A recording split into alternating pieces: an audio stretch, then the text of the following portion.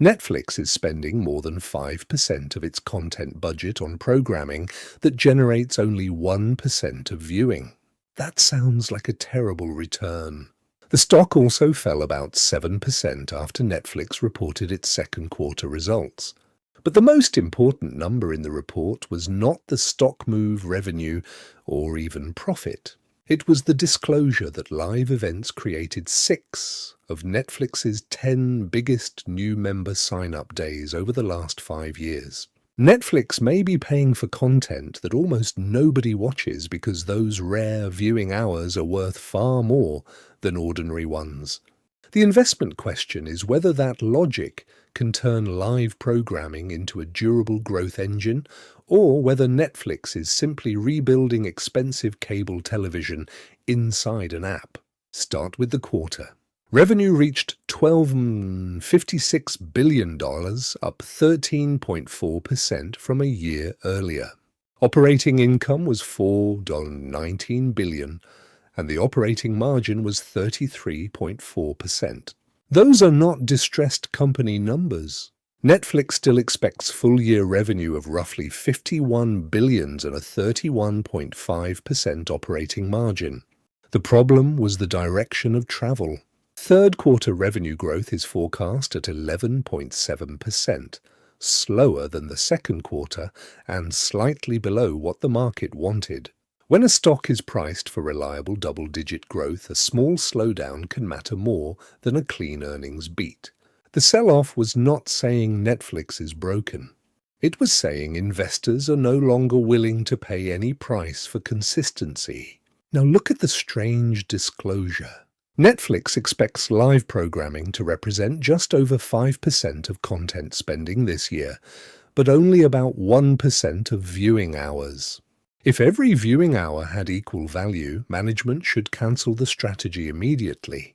But Netflix says hours are not equal.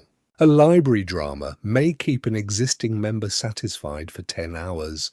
A live fight, football game, or global event may be watched for only 2 hours, but it creates urgency. It gives a former member a reason to return today rather than next month. It gives a household a reason to subscribe before kickoff. And it gives advertisers something scarce, a large audience watching the same thing at the same time. The sign-up data supports that argument. Live events accounted for 6 of the top 10 new member sign-up days Netflix has recorded in 5 years, even though the company only entered live programming in 2023. That is the key distinction. Traditional streaming optimizes for total time spent. Live programming can optimize for customer acquisition, reactivation, and cultural relevance. Netflix does not need every sports fan to watch every week.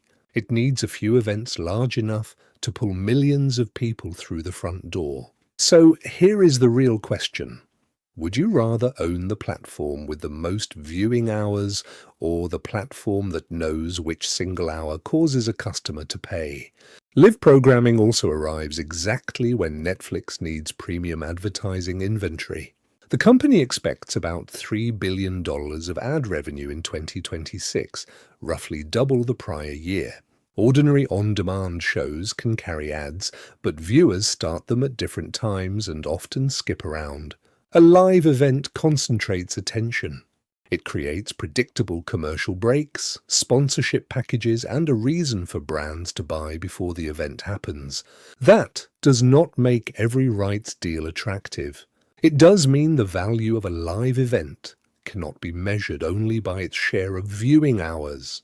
The same event can acquire a subscriber, create ad inventory, support a higher price, and keep Netflix present in the news cycle. One piece of content can feed several revenue lines at once. Netflix is attempting this from a position of enormous scale. Members watched more than 97 billion hours in the first half of 2026, up 2% year over year. The company generated $1.5 billion free cash flow in the second quarter and repurchased $4.7 billion stock, its largest quarterly buyback.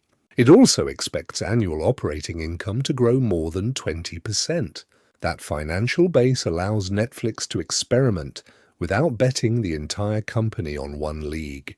The strategy so far has emphasized selected events and windows across football, wrestling, boxing, and baseball, rather than building a full regional sports network. The objective is not to own all sports. It is to own enough appointment viewing to make the platform harder to ignore. There is still a reason investors are nervous. Viewing hours grew only 2% in the first half, much more slowly than revenue. Netflix is also shifting its detailed viewing report from twice a year to once a year. Management says revenue and operating profit are the primary metrics, which is financially reasonable. But reduced engagement disclosure can make investors wonder whether pricing and advertising are carrying more of the growth burden.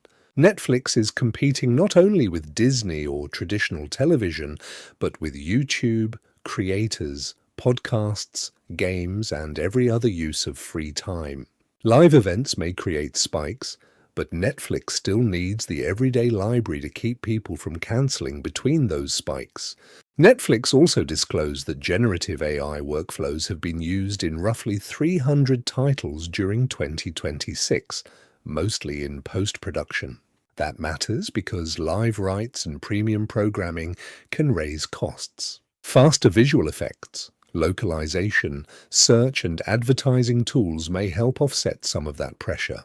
But AI is not the core investment thesis here. Cheaper production does not rescue content nobody wants.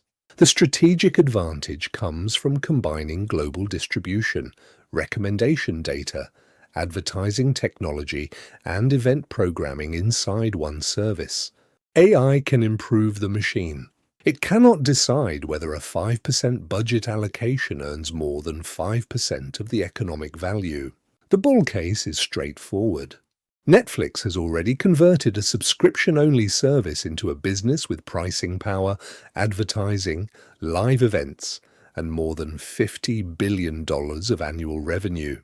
Its operating margin is above 30%, advertising is scaling quickly, and live events appear unusually effective at creating sign-up moments. If those events bring in new members and premium ad dollars without requiring full-season sports costs, the 5% budget share could produce returns far larger than its 1% share of viewing. In that scenario, Netflix is not becoming cable. It is becoming a global television network with software economics, direct customer relationships, and no fixed broadcast schedule. The bear case is that management is using a clever metric to justify expensive expansion. 6 strong sign-up days do not prove those customers stay. Advertising revenue can grow quickly from a small base while still failing to cover rising rights costs. A 1% share of viewing can become a real problem if the 5% spending share keeps climbing.